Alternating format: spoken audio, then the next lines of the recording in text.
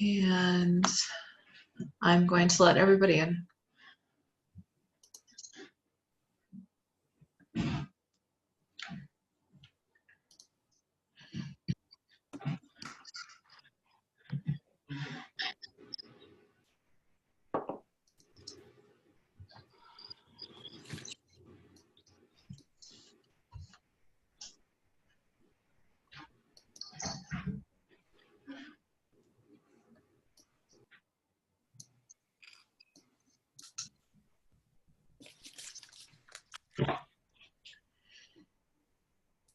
Okay.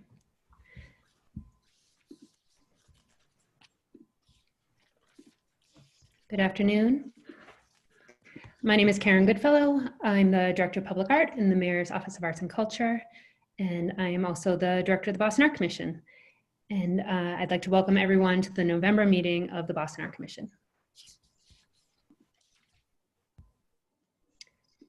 As background, the Boston Art Commission is staffed by the Mayor's Office of Arts and Culture, and it is an independent board composed of 2 ex officio and 7 appointed volunteer art and design professionals that holds public meetings like today's to review and vote on matters concerning the city's art collection. Meetings are generally held the second Tuesday of each month to review current public art projects cited on or proposed for City of Boston property.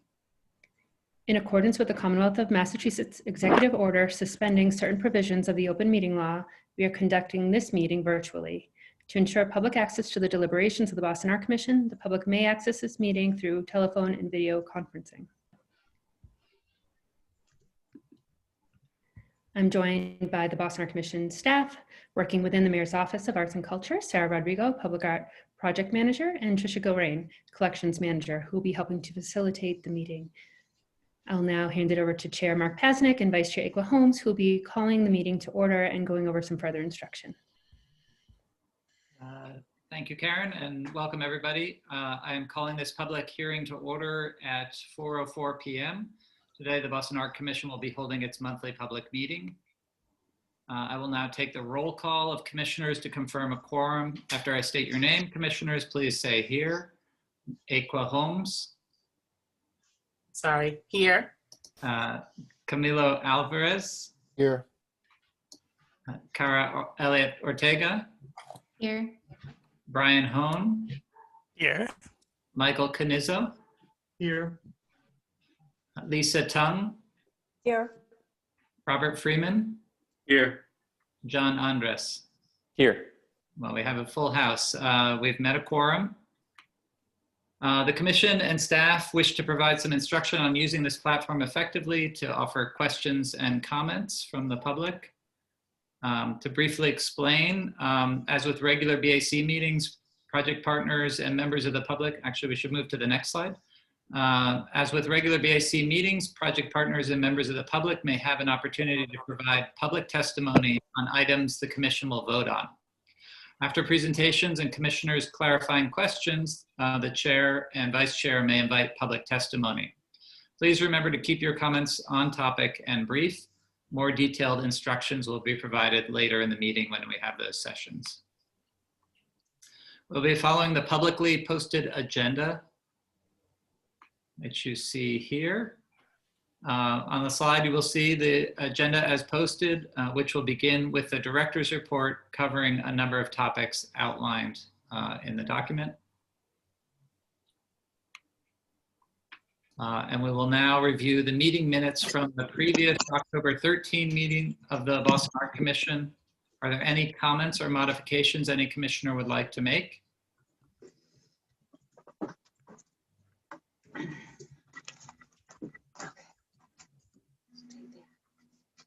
Hearing no comments or edits, is there a motion on the floor to accept the minutes from October 13th? I move that we approve the minutes. Okay, we have an approval, motion to approve. Do I hear a second? Second. Okay, all those in favor, and I'll read off the list. Michael Canizzo, Yes. Brian Hone, Yes. Lisa Tung, Yes.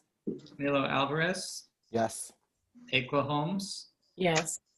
Cara Elliott Ortega, Yes. John Andres, Yes. and Bob Freeman. Yes. And I'm a yes as well, so the motion passes.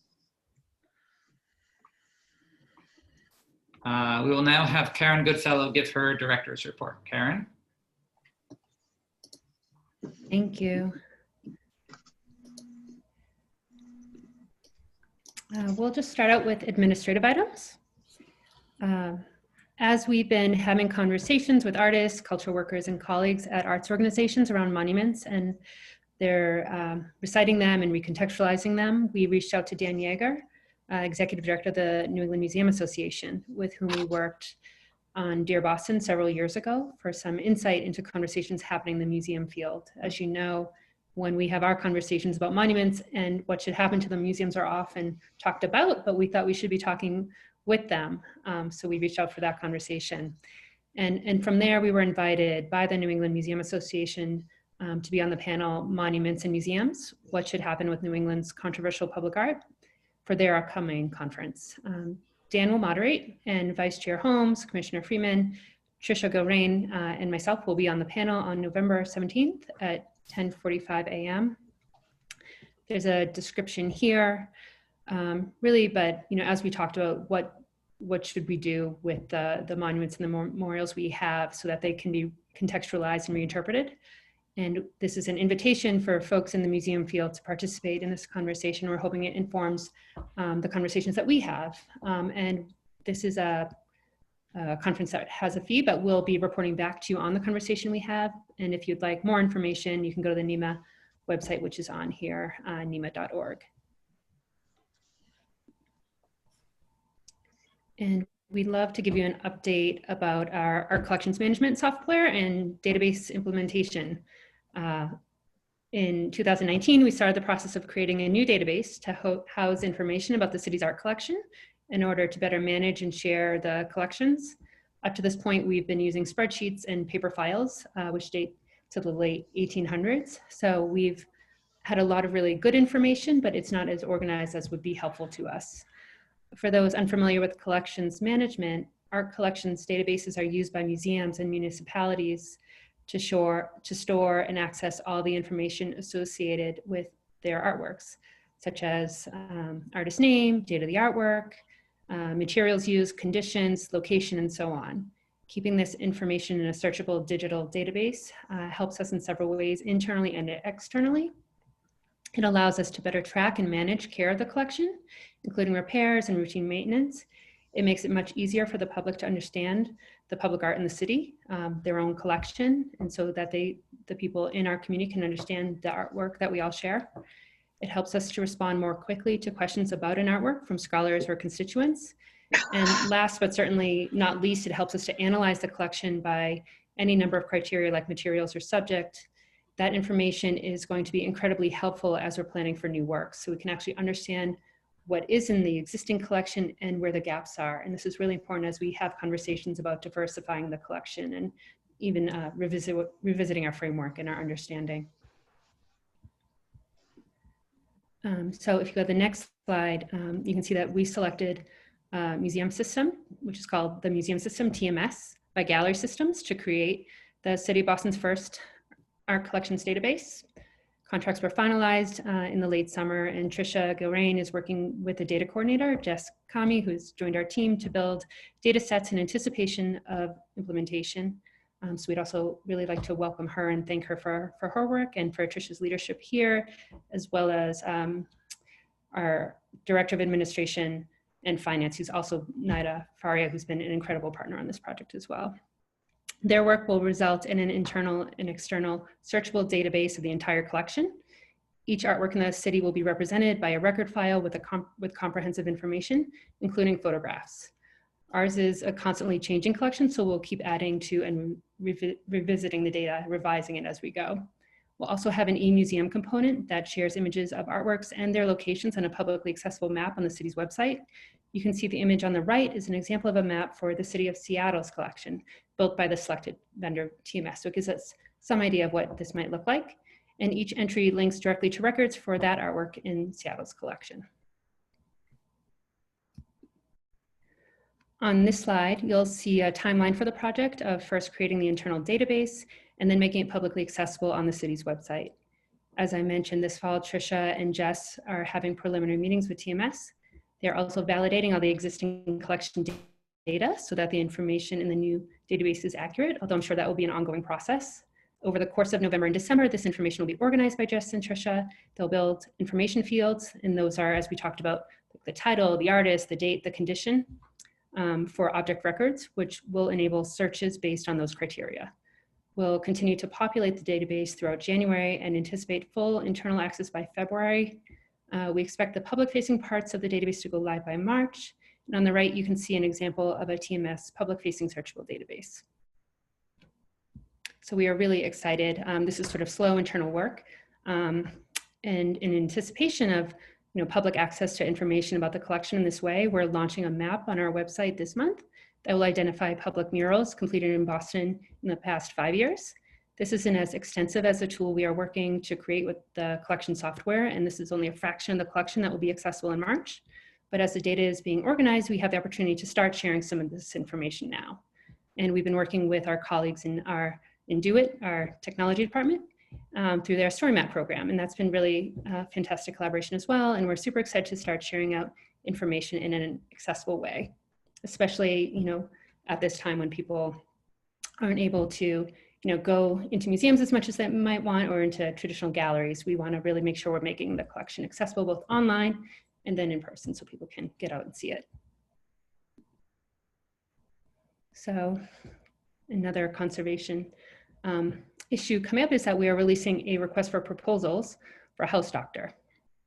A house doctor is a term that is used at the city quite often. I'm not sure how many people are familiar with it. The house doctor is procured by city departments. They are contractors hired for special amount of time with an allocated budget to perform necessary work within that department. So in our case, we'll be hiring a conservator to work with us for a year with the possibility of extending 1 or 2 more years. This is something done by other departments, as I said, but this will be our first time, and we're really excited to try this. The conservation house doctor will be working with the city's collection to help us address the exponential maintenance requirements of our growing collection, especially as we work with new media.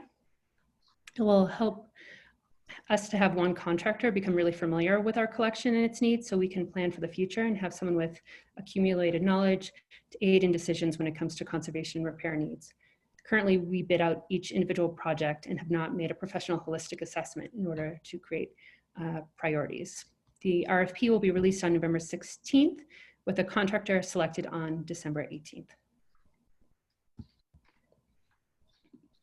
Okay, so now we'll go over some in-process public art. So for our long-term projects, as we continue to expand our commissioning programs, we thought it would be informative to the commissioners and the general public to briefly share current project status for all city commission long-term projects at each meeting. We'll try to go over this briefly as again, we're revisiting some things we shared last time. This is the first page of our overview of our current city-driven long-term public art commissions.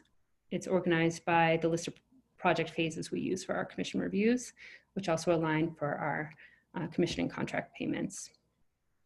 As I mentioned last month, Width and Web by Matthew Hintzman at the Jamaica Plain BPL Curtis Hall campus is being installed. Due to adverse weather and delays in the supply chain, completion is expected in the spring of 2021. You can see an image from the installation this morning with the formwork for the walls in place. 2 projects are in final design phase, one of which will be presenting to you in December. Joe Wardwell, in collaboration with Nakia Hill, will be presenting the design for the Roxbury Branch Clear Story project for your review and vote. They just held a really wonderful community event too, and I don't know if you were able to see it, but they shared their work with the public and had a poetry reading. 6 projects are now in preliminary design phase at the moment, both the Boston Arts Academy projects. You can see a rendering of the interior site, which Masari is designing for on the bottom right of the slide. Monica Bravo is working on her design for the East Boston Police Station, and both Vine Street projects are in process. And the team for the DeWitt Playground, Marlon Forrester and Studio Luz, will be starting their design work in the next few weeks. And we look forward to a busy spring of design review. So those should be fun meetings coming up. Additionally, we'll be presenting the artist selection for the Roxbury Branch project, the second one, tonight during the voting section, and look forward to bringing you 2 other artist selections, one for the Ruggles Corridor and one for the Adams Street branch of the Boston Public Library at the December meeting. Finally, we anticipate releasing several calls in December. Another benefit of the collections database that we'll be creating is that we can see the collection data to help us identify neighborhoods that are underserved, as well as themes or topics that might not have been explored by Boston artists yet. Okay, and Foo Dogs. We're working with the Department of Transportation to site 2 Foo Dogs sculptures in the Phillips Square in Chinatown. And here you can see an image of the site. This project was delayed from last year because of issues on site at Phillips Square Pedestrian Plaza, rendered here on the slide. The sculptures had been conserved and the associated pedestals located at the Chinatown Gateway were removed in anticipation of the resiting. However, the site was not yet prepared to receive the sculptures. They actually went out and the ground wasn't appropriate for the installation at the time, so we had to delay. To ensure safety and stability of the pieces, the project was postponed, and Tricia has been working with staff from Streets in a conservator to safely site these sculptures. So we are hoping the project will be completed the week of November 16th. We are reaching out to community partners to make sure that everybody's on board, and we're really looking forward to getting these in. And with existing public art, we'll touch on Emancipation Group. In June, you voted to unanimously remove the bronze figurative elements of Emancipation Group and to begin the process of engaging an art conservator to recommend a removal method, document the work, supervise its relocation to temporary storage. And we have been moving forward on that work at the staff level. Daedalus was selected as a conservator, and we're now in the process of finalizing the contract with them. They've received and accepted, and we're just waiting to finish all the signing and move that forward. Documentation and photography of the artwork will begin next week. And we are still in the process of determining a removal date with Daedalus, but we are looking toward December. During the vote on June 30th, the formation of 2 subcommittees were recommended by the Commission on events and recontextualization, and we'll hear if they have any updates. First, we have Commissioner Freeman and Alvarez on recontextualization. They've been consulting with advisors of great expertise on how do we treat the new site for the piece, how do we explore some possibilities, and they posted 2 meetings so far, which took place on September 25th and October 23rd, and I invite Commissioner Freeman to provide an update. Thanks, Karen. Sorry, I had to unmute myself. October 23rd was the second meeting of the Recontextualization Subcommittee. Present were Camilo Alvarez, Kim Pinder, Byron Rushing, Barry Gaither, Marito Rivera, and Kira Singleton. The 1-hour meeting was spent discussing possible new sites for the Emancipation Group and possible use of the existing site once the monument has been removed. Now, the suggestions were that the park site be used for performances, virtual installations, or artists can be commissioned to construct new monumental works of art. It was urged by some members, and we have really a lot of a diversity of opinion by our members. It was urged by some members that the new site be in the Boston area, given that all Boston monuments should be a part of a sustained historical discourse. Now, there was also a concern that if the monument was in public, young people may not understand the recontextualization wording, but would still be affected by the image. Discussion was then centered around perhaps a storage that would give access to only educators and researchers in the Boston area. The meeting ended with a call for members to bring possibilities for a new site to our November meeting. Some examples of new sites were the Boston Public Library, the Smithsonian in Washington, D.C., the National Trust for Historic Preservation in Washington, D.C., and Boston Storage with access to archival study. Letters are currently being drafted to open communication with the above institutions. Now, Camilo is also co-chairing this committee with me. Camilo, do you have any other comments to add?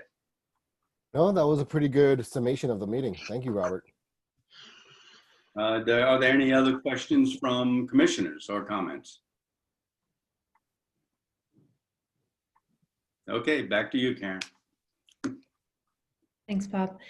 The event subcommittee includes Vice Chair Holmes and Commissioner Alvarez, and they've discussed the potential for one or more events around the removal of the artwork and conversations about what might become of the space in the future. I know that we are still in planning stages here, but would Commissioner Holmes or Alvarez, would either of you like to share anything further? Yeah, Camila, why don't you take this one? So we have identified multiple events that we want to create, and I recently had a meeting, our youth-oriented event that we would like to organize. I've had meetings now with the ICA education director and their teen program coordinator, and then Ekwa and I had a meeting also with John Andrus, fellow Commissioner John Andrus, and Karen Goodfellow, in order to kind of assess how that collaboration could happen. And we're still in the process of trying to organize remotely some great events. Right.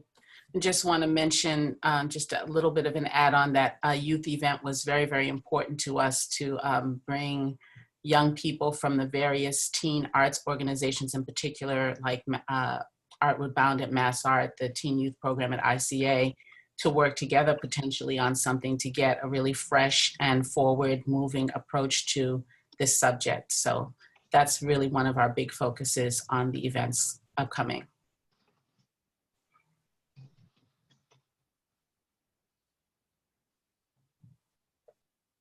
Okay.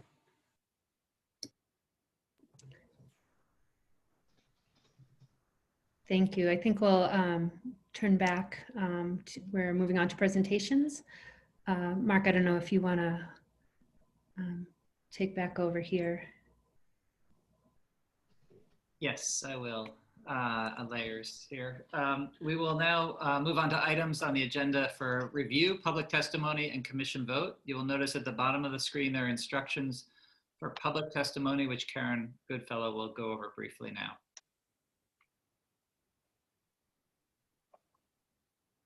So on the screen, you'll see some directions as we go forward. And I'll briefly review a procedure for public comment. Following each presentation, the commission will have the opportunity to ask questions and make comment. And then following the commissioner Q&A, we'll invite the public to do the same. You can comment in a few different ways. In the Zoom platform, press the raise your hand icon. Tell us using the chat function that you would like to speak. And please note that we're not looking for you to submit testimony through the chat, but you can let us know that you would like to give testimony that way. And on the phone, you can press *9. And when it's time for that, we'll wait 2 minutes to gather your information, and then we'll put you in a digital line. And when it's your turn, we'll announce your name and you can unmute yourself. And we ask that you limit your testimony to 2 minutes. On the screen, you'll see some visuals on how to participate via the Zoom platform. I know this looks a little bit different depending, on your phone or computer or iPad or whatever tablet you're using. But this gives you some idea that what you might be seeing. You should click on the participants button on the bottom of your screen, and then look for the raise hand button on the bottom of that list, and a member of the BAC staff will put you in line. Okay. Thank you. Thank you, Karen. If members of the public want to offer verbal testimony, please prepare your thoughts ahead. Here are some guidelines on this screen. Plan to speak for no more than 2 to 3 minutes. We understand this is a short amount of time. You may feel welcome to submit longer written testimony through the BIC's email. If you're called on, please state your name, title, program, organization. We recommend that you begin with a clear statement of your position, such as we support, oppose the agenda item. Use factual arguments and data to support your position, and or a personal story or experience to humanize the impact of the vote would have. Make sure the topic you wish to testify about is within the purview of the BAC. We ask you that you not include violent, pejorative, ableist, or other abusive language. Please prepare one statement and be aware that because of time constraints, we may not be able to provide time for multiple testimonies from one community member. While you may disagree with other testimonies, you may not interrupt them during their allotted time or harass the commissioners or staff. This time is reserved for testimony. The Public Commission may not have time to answer questions. Please send questions to bac@boston.gov. So now we'll move over to the first item for review, which is the Roxbury Branch of the Boston Public Library artist selection. Karen? Thank you. The call to artists for the Roxbury Branch Project 2 closed in September, and the Artist Review Committee met virtually throughout October after completing their independent reviews online. We received an excellent array of submissions with many local and Roxbury-based artists. Sarah Rodrigo, who led us through this process really beautifully, will review the project and finalist submissions with you. Thank you. So, this image shows the front entrance of the renovated Roxbury branch of the Boston Public Library. The branch underwent a major renovation led by UTIL, who provided us with this rendering, and in partnership with the Boston Public Library, Boston Facilities Department, and other city agencies and private partners. We're looking at the main entrance off of Warren Street here. There are several artworks at this site or in process, including The Word by Vizumuzi Maduna, apologies, and Obi Simonis on the exterior, which was restored and reinstalled last year. And the interior clerestory piece, which is in final design, as Karen mentioned earlier. The site for this commission is inside the front entrance to the right. There's a photograph provided by Allison Ford of the Boston Public Library. We're standing immediately inside the front entrance, which is to our right in this photograph, and looking at the site. The space identified for this commission is that wall right in front of you, and the space identified in that wall is approximately 12 feet wide by 8 feet high. In response to this call, we received a total of 65 applications. The Artist Review Committee included Vice Chair Aqua Holmes, Brett Benston from UTIL, pending BAC Commissioner Dr. Kimberly Pinder, and neighborhood representatives Ola Akanwumi, Diane Walters, and Akia Hill. And it included advisory review from Kristen Parker at the BPL and Karen Goodfellow. I'd like to thank the committee for their time and dedication. This was quite an intensive process, and they were all amazing. The committee identified 2 artists and an artist team to interview for this commission. The team is comprised of artists Chanel Thurville and Stephen Hamilton, and the individual artists are Daryl Ann Gain McCullough and Jeremy Harrison, who works under the name of Sobek. We were exceptionally pleased with the quality of the work and the narrative proposals, and this was a really difficult decision. We hope to be able to work with the other 2 finalists on projects in the future. We'll briefly review the portfolio submissions for all 3 finalists.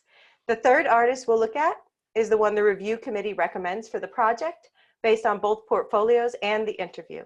We think this artist will be an excellent fit for this commission and support the committee's recommendation.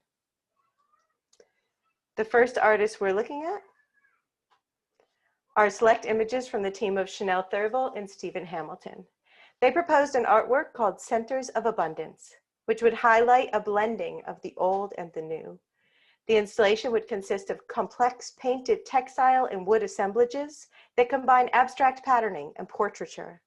The artist would select women in the Roxbury community, then interview and photograph them. And I want to say I'm compressing their really beautiful proposal here, and I'll be doing that with all the finalists, but commissioners can read their entire narrative in your folders. The portraits of the women would be juxtaposed with images of Roxbury sourced from the library archives and community submissions. The combination of these techniques, variety of wood and textile materials, and inclusion of archival and communal photographs align with the legacy of abundance centered in Roxbury's past, present, and future. On this slide, you can see the work of Daryl Ann Gain McCullough. Her initial concept is a sculptural mural entitled Call and Response, Black Literary Traditions. Again, I'm summarizing. The imagery would include many books that tell the story of Black literature and Black history, specifically the literature and history of Black Boston, among many other reference images, some sourced from the community. She proposed working with a wide array of other local artists, as well as directly with librarians and patrons of the Roxbury Branch of the Boston Public Library. She also proposed working specifically with 4 other artists on the design, fabrication, and installation of the work, and conducting a robust community engagement process around the content. And finally, this is the work of Jeremy Harrison, who works under the name of Sobek. He proposed to depict the surge of strength and unity in Roxbury. He would ask local residents to provide him with words that describe what they feel about the recent changes in the Roxbury community and beyond. With spray paint and acrylic, he'll form the words into an abstract yet legible collage of fonts and designs, including images of places and objects that are abstract or impressionistic, but familiar to the community. He would use bright, soft color palette to invite the public into the image, and when some of them, children, elders, even gang members, see their own words in the context of the mural and in a public space, they would experience a profound sense of ownership. After thoughtful deliberation, the review committee recommends this artist, Jeremy Harrison, also known as Sobek, to the BAC for this commission. His work strongly resonated with the committee, and his use of language layered with narrative imagery was very appealing and appropriate for this site.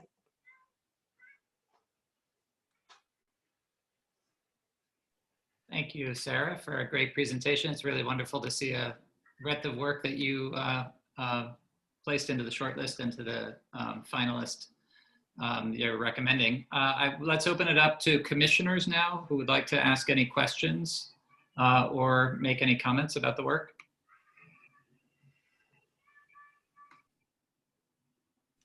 I have just a question about how large the wall is that Jeremy will be working on for all of the words and names. And go back to that slide. I think it's 12 feet by 8 feet. I see it'll be, okay, I got it. Thank you. Right. Approximately in that area. Yes. I had a question about that, kind of the installation space too. Just wondering about that. I think that looks like there's a bookshelf right now, kind of below where the space would be. Do we think that will stay, or will that kind of move out of the space once the piece is installed? My understanding is that that would stay.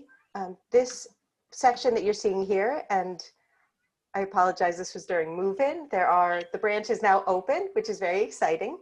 And there's, you can see a bit here, a table and a reading area. And this is the area of the library that houses the African American collection. So this will be staying, and the piece will be above, mounted above that shelf. If I could just add, I'm sorry. Did someone have a question? I was just going to add a little bit from the committee's perspective on this piece, but I can wait. I just want to know what's going on in the upper left-hand corner of the photo on that wall. Is that? I think it's a vent of some kind. A what? I didn't hear that. Vent. Okay. Yeah. Is that going to be painted to blend in, or is this piece going to be between that and the window?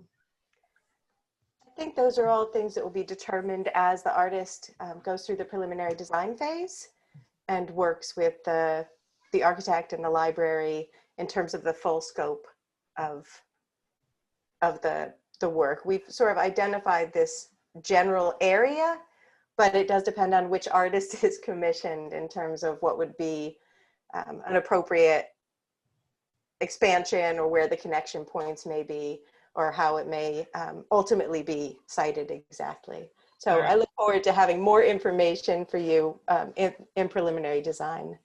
And one last, is this piece going to be painted directly on the wall, or is it a separate that will be placed on the wall? Our desire is to have it be on panels or another medium rather than a direct application. Thanks. Commissioner Holmes. Yeah, I just wanted to say a little bit about this choice, which was, as Sarah said, a very, very difficult choice. I mean, this is a trio of just dynamic creativity, thought, depth, but I think one of the things that appealed to us about Jeremy's project is the idea of bringing a street form of art into the library and potentially being attractive, making the library attractive to people who don't necessarily think of the library as a place for them. We also liked his very grassroots community engagement program where he would select certain people to ask for words that resonate for them about Roxbury and about the library, as well as just randomly talking to people on the street. It seemed very clean, very direct. As you can see, his style has a lot of motion, a lot of color, and we thought that would be very appealing to all kinds of folks coming into the library. We also thought that there was a practical issue about utilizing that wall, which was not really built for any heavy objects to be attached to it, and his work seemed to be it would work very much, you know, either to do directly on the wall, which we were advised wasn't the right choice for that, but on panels or whatever, there wouldn't be a problem with attaching it. Maintenance is another issue that we talked about for all of the projects. And he just came across as a very soulful young man. He's a local resident. He is part of the community that does murals and graffiti in the community. And this was a real opportunity for him to help us diversify our collection, both of style and folks, to bring to this new Roxbury Branch library. So in the end, I think we were all very pleased with his narrative, his presentation, and his work, and for the possibilities of the design for this piece. It seems very exciting, and it's my only word of caution would be that mounting it on something that appears like it's a static frame would maybe not celebrate the kind of way his work seems to reach out and extend beyond what might be typical barriers of a project. And so I hope that there's a way that, while maybe technically it's not the best thing to put it up directly on the wall, that there's a way that it doesn't feel like it's a piece of artwork hung on the wall, but is in fact more invasive in a positive way. I think there's something exciting about this work not being corralled by a frame. And so I encourage that however the siting happens, that it be done with that same kind of sense. Can I follow up on that with two questions? Similar to what you were thinking, Mark, what is the visibility of that wall from the street or from those windows, just to entice and encourage that piece to draw people into the library? And then secondly, I'm curious if we have information about how many works in the collection actually incorporate street art. I think that's something interesting to keep in mind. This could be an exciting addition to the collection. And if we have that information, I'd love to know. Thanks. This is Sarah. I'll just say this isn't a great rendering, but Warren Street is curving around the frontier. And if you look through this window, there will actually be some strong visibility, especially for a really colorful work, from the plaza certainly, and from certain vantage points on the street. There's there's trees and this pergola as well in the way, but I think it will be visible and will draw people in. Sorry. And in terms of the collection, that's probably a Trisha question, and I don't know if she has a sense of that yet, being in the middle of the collections database project, or if Karen has Yeah, I would just say, John, certainly not many, if any, and we haven't really been commissioning at this level for graffiti works. We're really excited to be investing appropriately in this artwork and this art form. And we think this is, what we would see as a really great way to celebrate, the beginning of opening up our commissioning murals and street art through the Percent for Art program.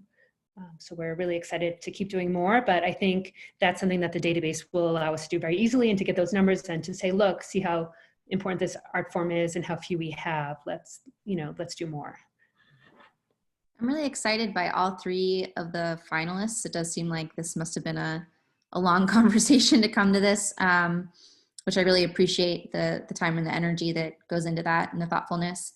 And I just hope we should just make a point of inviting the other two to respond to future proposals, because it's just exciting to see all three of these. And I don't want to lose their interest in contributing something here. So would love to just make a note of that.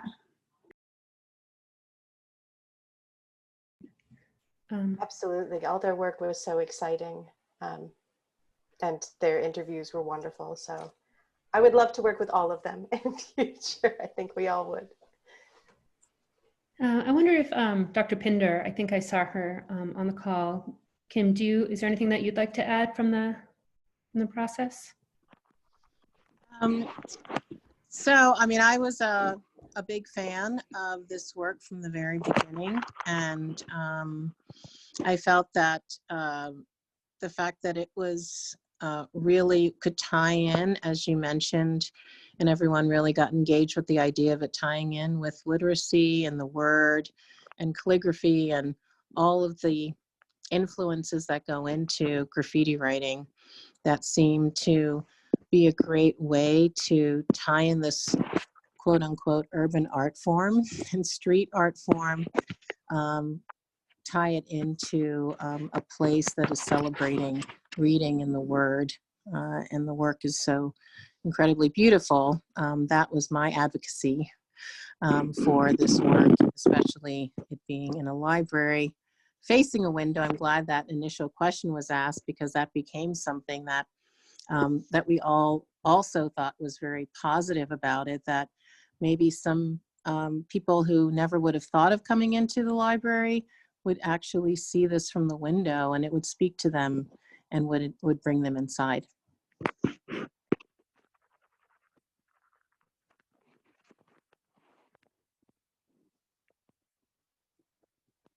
Thank you to everybody who participated in this. It seems like a really great outcome. Why don't we open it up to public comment to see if there's any testimony from the public at this point on this artist selection process before we move to a vote.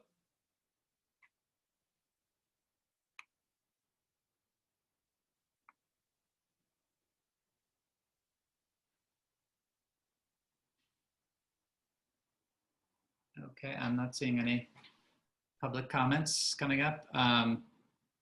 Sarah, you're not, or I guess Trisha, you're not seeing anything. Okay.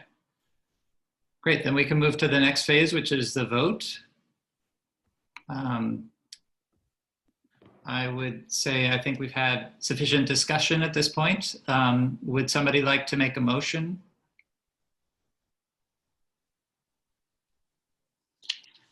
Well, I will make a motion, if I can do that, that we accept the committee's selection for the commission for the Roxbury branch of the Boston Public Library, Jeremy Sobek.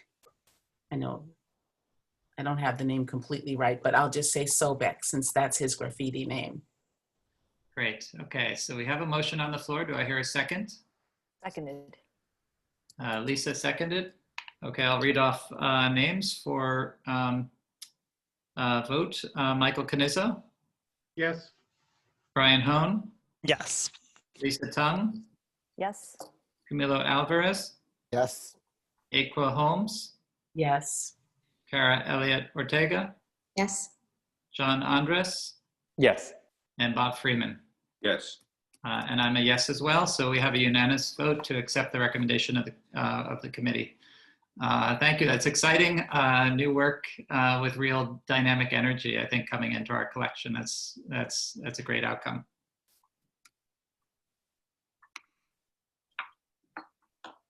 Okay, Karen, I think that's our final agenda item. So we can now entertain a motion to adjourn the meeting. I move that we adjourn the meeting. Okay, thank you, Bob. Do I have a second? Seconded. Second. Everybody seconded. Will be our most efficient meeting in a very long time. Who was the official seconder there? I said something, but I'm happy to give it to somebody else. Lisa, let's give it to you. So I'll read off the list. Michael Canizzo, Yes. Brian Hone, Yes. Lisa Tung, Yes. Camilo Alvarez, Yes. Aqua Holmes. Aqua? Muted. Yes. I lip read your answer, but that might not count. Cara Elliott Ortega, Yes. John Andres, Yes. Bob Freeman, Yes. and I'm a yes as well. So a unanimous vote to adjourn the meeting. Thank you, everybody. That was our really wonderful meeting. Some great new art entering into our collection. I'm excited to see also in December that we'll be bringing in a few more selection processes for new arts and artwork. So thank you, everybody. Have a good evening. Look forward to seeing you then. Thank you, Thank Laura. you. Bye, all. Bye-bye.